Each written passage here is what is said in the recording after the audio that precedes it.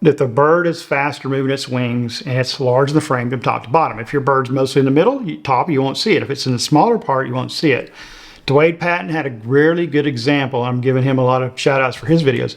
He had an example of a bird real high in the frame landing on water, and the reflection was real low in the frame. And what it was, the wing positions were out of place. This was up and this was, or vice versa, open and closed, whatever it was. But I couldn't repeat that one, and I didn't, because I couldn't find anything flying like that. And I looked through my old pictures. All my birds that were reflections were really close to each other, close to the water, like flying real close to top of the water, like swans or gulls and things like that, or it was kind of behind it. But again, it was kind of middle of the frame. It wasn't high and low, so I couldn't repeat it. Now, I have seen with the swallows where I've got some really weird wing poses when the tree swallows are flying and stuff like that.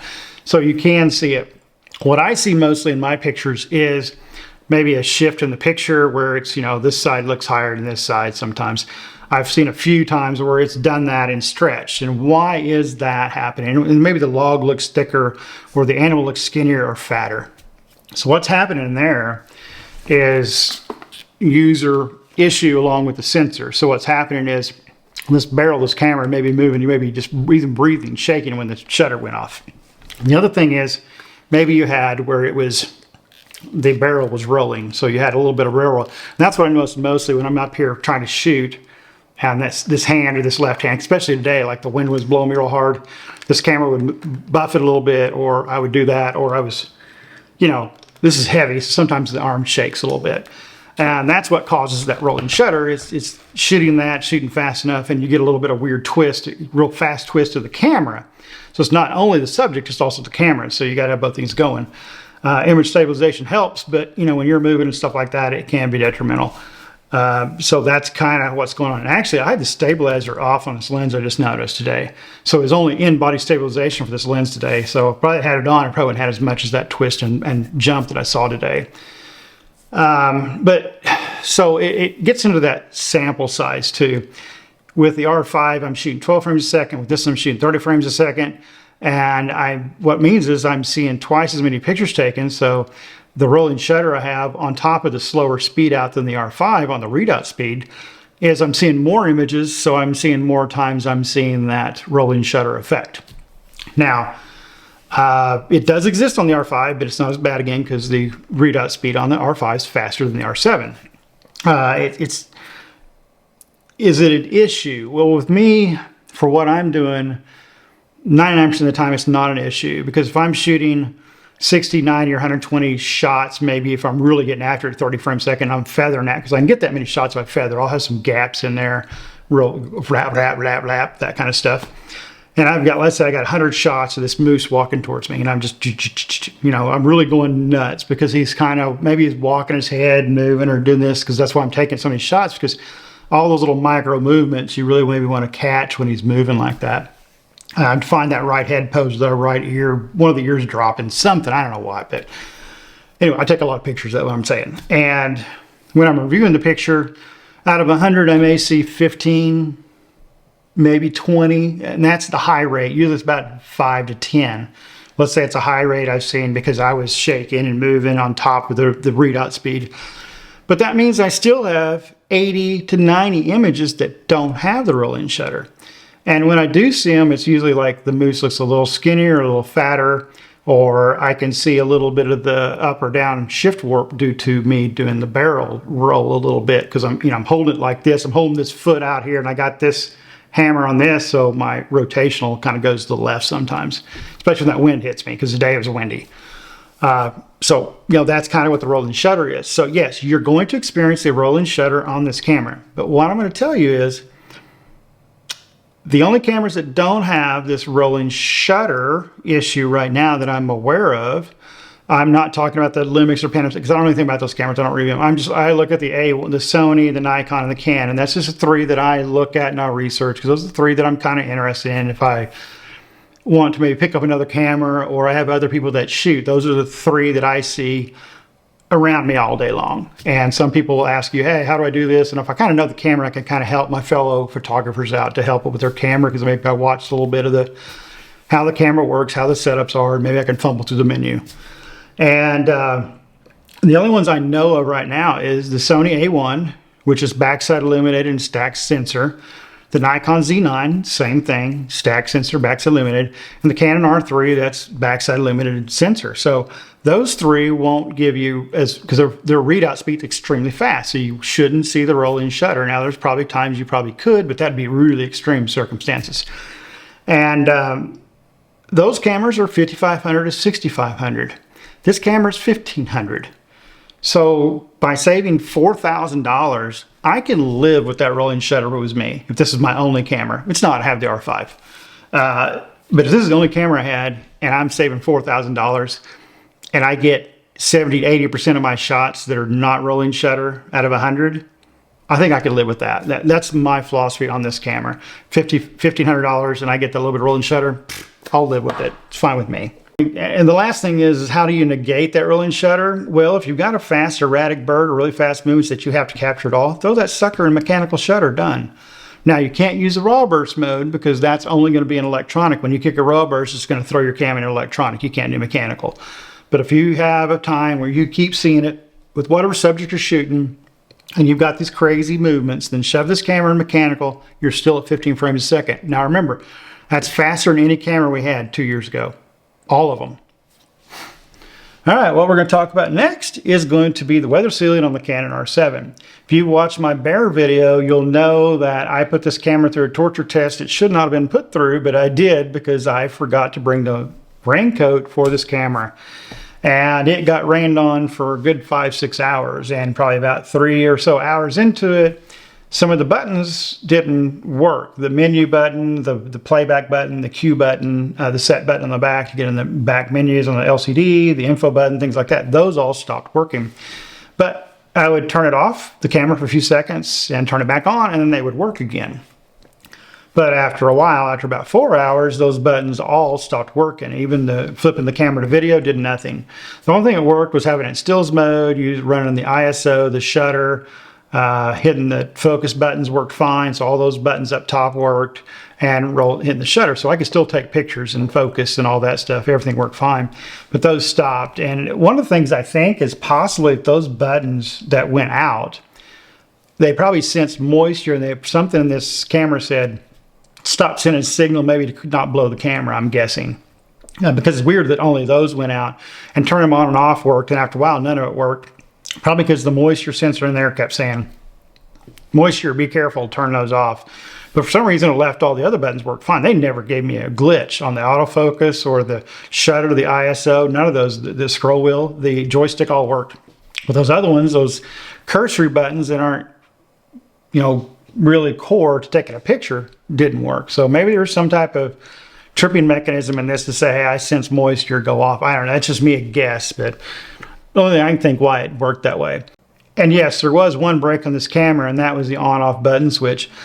And I thought it was probably initially due to moisture or something, maybe corrosive or something in there, but it ended up being that the back plate here on the back is, the button on top is not attached to that back plate, and there's just wires. So those wires came loose is what the end-up result was. And some of you folks commented about, hey, it could have been corrosion, it could have been this and that due to the water, and that's what did it break. We talked to Canon again to ask them about that, and they pulled it back up and says, yeah, there was no corrosion or anything in this camera. It's just basically those wires came loose, and the back board had moved just enough for those wires to separate.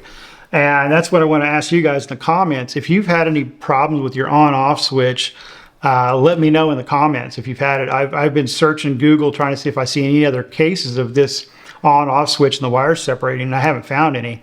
But if you guys had any experiences, let me know. That'd be nice to hear if there is some of those issues with the on-off switch, because that could be maybe something that the camera has a little bit of problem with. But other than that, this camera never, when I went to on-off power, like even my R5, sometimes I power it on and it doesn't want to turn on or just turn off and turn back on its own.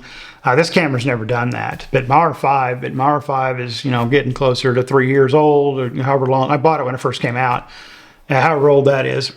And it's seen some days out there in the field, so it's amazing it still works. The torture I put it through, I haven't put this through as much torture as I put that R5, so I need to do a torture test review of that R5 sometime. That's what I'm filming with today, so I keep pointing in that direction.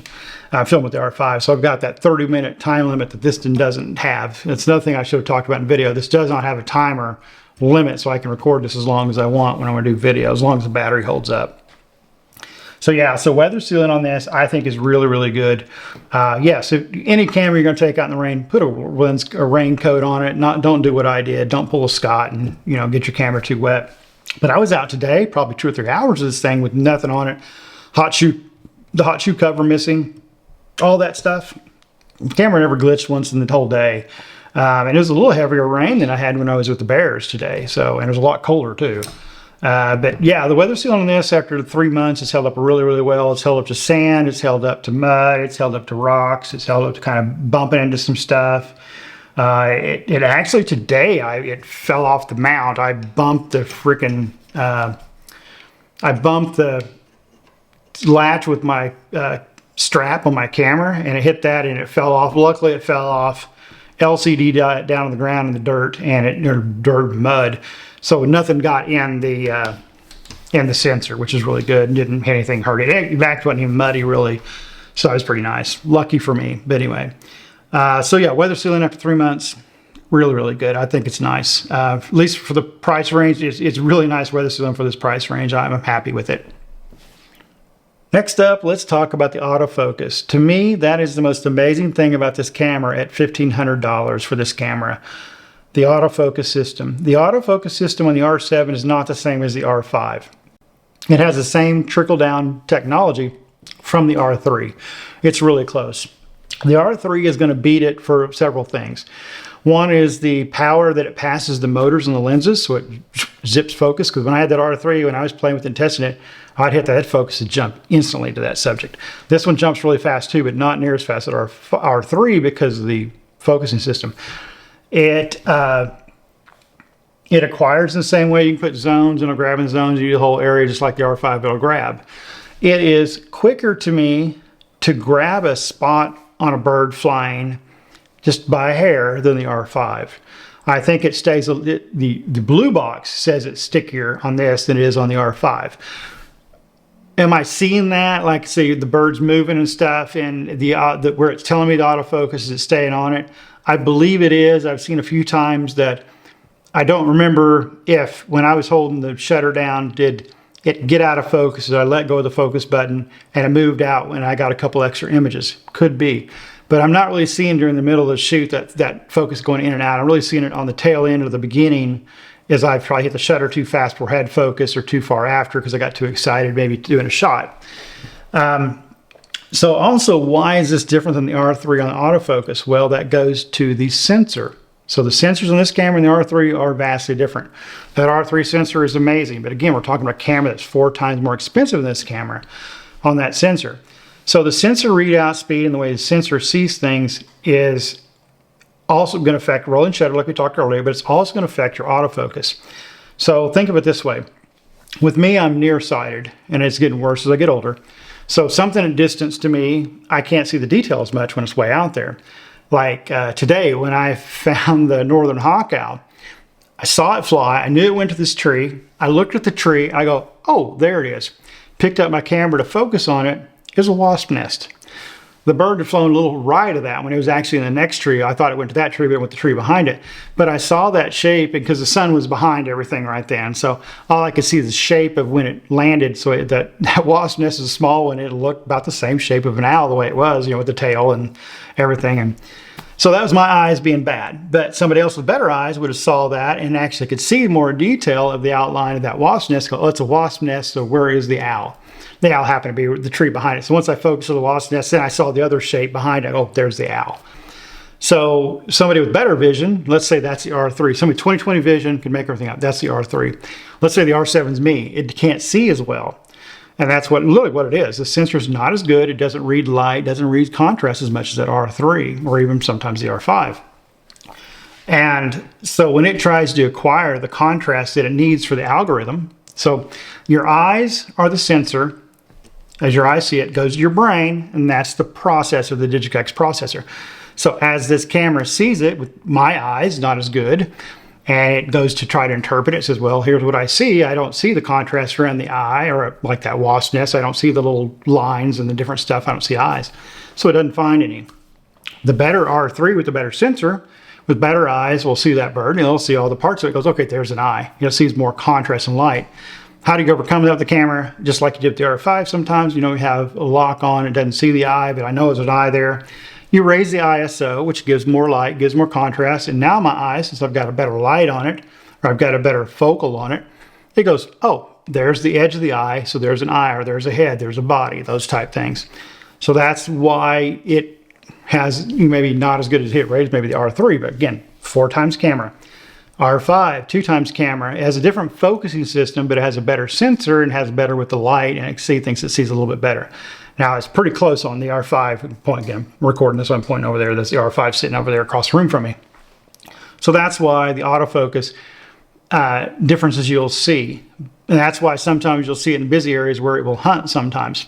And what you do, sometimes it was hunting and you know it's there, raise your ISO, it'll get locked, drop your ISO back down, and you'll still have lock usually.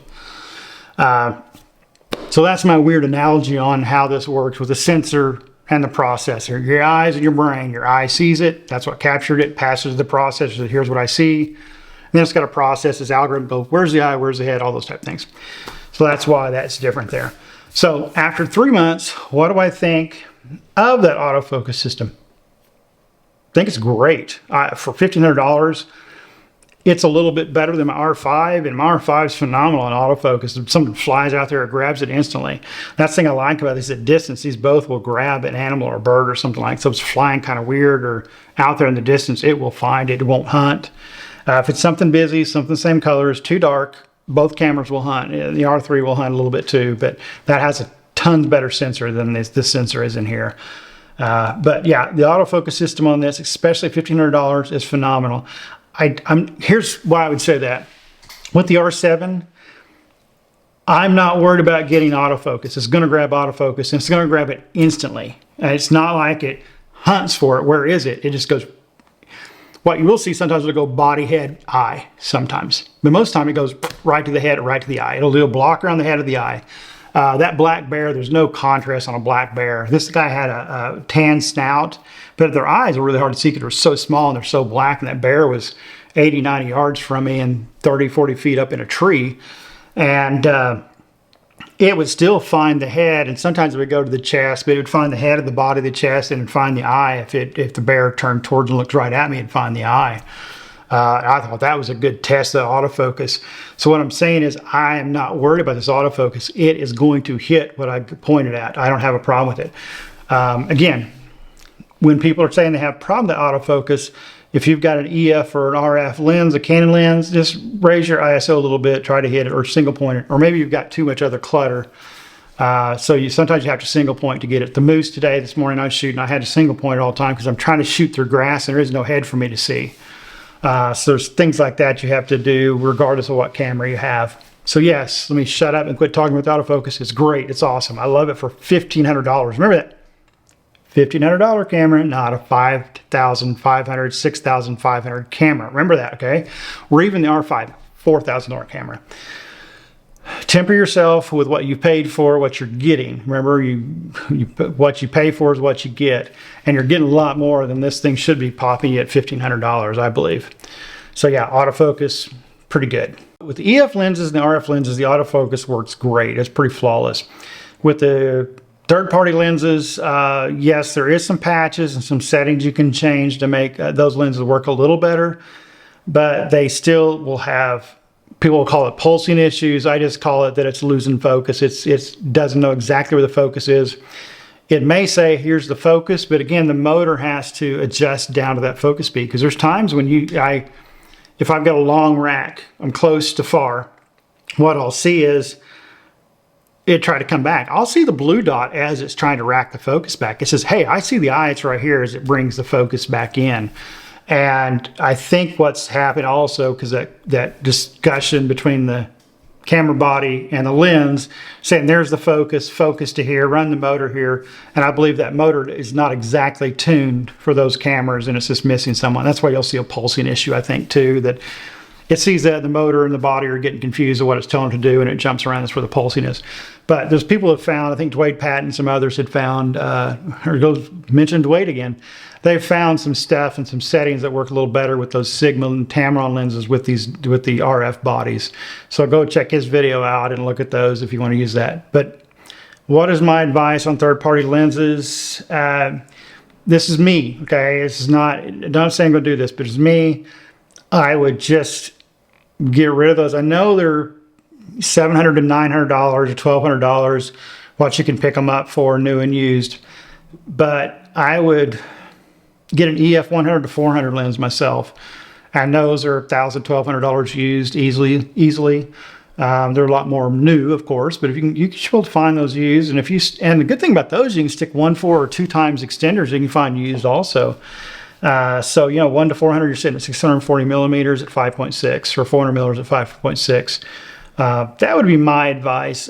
Stick with what right now it's what's working. I don't see any time in the near term that Canon's going to open that up with those third-party lenses. Just because they want to make sure these cameras work 100% with their algorithm they got set, and it's also, they got to make money. That's all there's to it. It's about making money, and they want to make it. Now, like I said, that RF 100 to 400 lens, that thing's phenomenal. If you're not worried about weather sealing, I grab that lens. My uncle has it. He picked up his R7 plus that 1 to 400, and he's having a blast right now, taking pictures and stuff. So, but yeah, back to the core thing on this, the autofocus. The autofocus on this works really, really well. After 3 months, it's held up 110%. It's worked better than I thought it would. That's been the greatest thing about it. So for $1,500, you're getting that type of autofocus instead of spending 4 times as much for an autofocus that's better than this one. That's my opinion. Well, let's talk about the cons of this camera. And yes, this camera does have cons. Every camera has cons and has drawbacks or little weird things about it. The first con of this camera, of course, is the rolling shutter. To me, it affects about 20% of my images as far as stretch and warp, and probably less than 5% on the wing tips. Now, if you have some erratic behavior, birds, and like I said before, flip it over mechanical, take care of that. But if you're shooting straight electronic, yes, you're going to see some rolling shutter issues. But at this price range, everything would have it, as that goes. To get one that doesn't have rolling shutter issues, I believe you're going to have to jump up to at least $5,500 to get non-rolling shutter, as far as I know at this time. Again, I'm only looking at Canon, Nikon, and Sony. There may be Fuji or those other ones that probably maybe do not have. They may have stacks. There are backs that limited stack sensor in there, but I haven't really researched those cameras as much. But yes, rolling shutter is an issue. The second thing that I have not covered, you guys noticed I didn't talk about it, was the buffer size with the SD cards. So the buffer, yes, is an issue on this camera, but that only happens if you have a heavy shutter hand, trigger hand. So if you're just holding that the whole time, yeah, you're going to hit that buffer with a V90, V30, or V60 card. You're going to hit it. You're going to hit that buffer on an R3. You're going to buffer on the R5. And those have 1700 write speed versus 300 write speed. You're going to hit it pretty quick if you're just holding that down the whole time. So don't feather it, and you get past that issue. But yes, it is a con. The buffer will fill up faster. If you hold it down straight, you're at 30 frames a second, you got a lot of information, you're talking maybe 2 seconds if you're lucky. If you're shooting C-RAW, you may get a little 2.5, maybe close to 3 seconds, and that's pushing it. And that means if you have a really dark area, you don't have a lot of color, you don't have a lot of light, a lot of different colors, you got some monochrome, then you're going to get higher than you're going to get if you have a lot of colors. Got a lot of colors in there, and you're holding that down the whole time, you may get 1.5 seconds at 30 frames a second. So yes, the buffer is a bit of an issue, but for me, it doesn't cover it all. Another con, does not have any way to have a battery grip. That's again a somewhat con, an asterisk con. If you don't use battery grips, I know a lot of people don't use battery grips. I do. I like them because they're bigger and I have to change batteries often. But the battery life on this is pretty good, and the feel of it with this cage is pretty good too. But yeah, the lack of a battery grip is a con for this camera. Another con of this camera is this aggravating to me. The biggest con for me is the most silly thing, is the cover for this flipping hot shoe here. that cover comes off all the time. It's very annoying. It comes off all cameras, and it just annoys me. I'm not worried about water as much as I'm worried about dirt and dust getting in there. Now, is that a big deal because I don't use it for microphones or flashes or anything? Because I don't use flashes, and I don't use microphones up here. I have those external. So maybe if it tears up, I shouldn't worry about it. But it is a con that thing comes off. You have to keep buying them if you want to keep that covered up all the time. That's the other con. So I really can't think of any other cons on this camera as far as it goes that I've run into. Everything else works pretty good. I think those are really the main cons on this camera. So what is the final verdict with me on this camera after using it for 3 months? We'll answer that in several parts. First, we'll talk about, my general thoughts on the camera is it the best bang for the buck camera? Is it good for working professionals or more advanced users in their kit? Should they have it in their kit? And lastly, I'll talk about, is this really the best starter budget camera for wildlife photography? So the first question answer is, what do I think in general about this camera? I think it's awesome. For the price range, this thing is phenomenal. It gives you features that are in the cameras that are in that 5500 to 65 range. It does have a few drawbacks as far as the rolling shutter and the buffer and a couple things like that, but those to me are all things you can overcome. So in general, I think this camera for me especially was a great purchase. I really think it is. It's in my kit. It's going to stay in my kit. So the second part is it the best bang for the buck camera? Again, my answer would be yes, $1,500. To get some of the features, maybe to get closer to this camera, you got to spend another $1,000 on any other camera brand or even in Canon's line. You're going to get at least the $2,500 range to get some more of these features, but not all of them. To get all of the features this camera has, you'd have to jump up in the $5,500 range. But of course, those cameras don't have some of the drawbacks this has, like the roll-in shutter and a few things like that, and may have a little better sensor in them. But I think for the bang for the buck, yes, this camera is the best deal at $1,500 for all the features you have for wildlife photography. If you're doing weddings and things like that, I can't say that. I can only say for wildlife photography. The next thing, for shooting pros, advanced users, people that want to shoot wildlife all the time, maybe you're not even consider, because I don't consider myself a pro either, but if you just love, that's all you do, this is your hobby, right? Yes, my answer is yes. Like I'm saying, this is in my kit. It has its place. Cameras are tools, right? So the R5, I'll use it for one thing, the R7 I'll use it for another thing. That's just the way you're going to use the camera. So yes, I think it's great to have in your kit to get those farther reach subjects, make things bigger in your viewfinder. Yes, you can put your R5 in a crop mode, not have to buy a second camera. But when you do that, you're going down 17 megapixels, which is less than half of what this is. So there you go. And I also like it. I like having a second body, though. I can have 2 lenses in the field, or I can set 2 things up, especially for me doing this type of content for the channel. Yeah, it's good to have a recording camera and a shooting stills camera when I can get more set up. Right now, I've been doing a lot of run and gun stuff, and running 2 cameras, yes, you can, but it's a little more cumbersome. If you got somebody to help you, it's a little easier to grab cameras. But I have run out 2 cameras several times out in the field and done some stuff. But this winter, I'm going to get more setup places and stuff set up where I can really use these the way I want to, the R5 and the R7. So answer short, I'm making it long and I got to shut up, is yes, I think for working pros, if you're in the Canon lineup, this is great. It accepts all your lenses your other camera's going to run 2 R7s, run an R5 and R7, run an R3 and R7. I think you're going to be very, very happy with that, especially at $1,500. I mean, it's cheaper than all your lenses. So the final question is this the best beginner wildlife photography setup if you're pairing it with the RF 100 to 400? And I would say yes. To me, that would be great starter setup, because you're not going to get the frames per second that you're going to get on any other camera, up to 30 frames a second, and you're not going to get the autofocus setup as you're going to get on the other cameras. You're just not going to beat it, I don't think. If you can think of a better setup then for these, let me know in the comments. Let me know what that would be. I'm not saying the Tamron lenses, because the Tamron lenses I don't think work as well with this body. The R10 with that RF, yes, that's good, but there's a few drawbacks in that R10. If you watch my video over there, you'll see about it, what I think. But I think this is your very, very best beginner setup or intermediate setup for wildlife photographer. If you want to know more about this R7 with that RF 100 to 400 lens, go watch this video over here. It'll tell you all about it.